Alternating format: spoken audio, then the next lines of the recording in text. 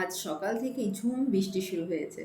আর সোমবার যেহেতু আমি বাসায় নিরামিষ খাই, তো আর বৃষ্টিও হচ্ছিল, সেজন্য ভাবলাম দুপুরে খিচুড়ির থেকে পারফেক্ট আইটেম আর কিছুই হতে পারে না।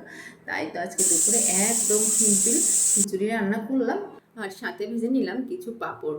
কিছু কিছু দিন না এমন হয় কোনো কাজ করতে ইচ্ছা করে না। আজ আমার সকাল থেকেই তেমন হচ্ছিল, কিন্তু কাজ তো বাদ দিয়ে আর বসে থাকা যাবে না।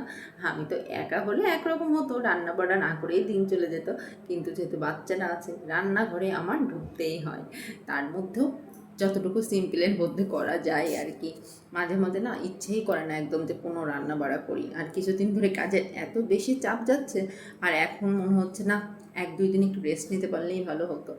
আপনাদেরও কেমন মাঝে মাঝে মনে হয়? আজকাল একটু কাজের প্রেশার পড়লেই না হাঁপিয়ে উঠি। এই যে কাজ করতে করতে হাঁপিয়ে যাই, এটা কিন্তু জানান দেয় যে বয়স হচ্ছে। সত্যিই তো বয়স হচ্ছে। আর জ্বরে ভুগেছিলাম তাও 2 মাস হলো, কিন্তু সেই অসুস্থতা আমার এখনো কাটছে না। সত্যি সুস্থতা ঈশ্বরের অনেক বড় আশীর্বাদ।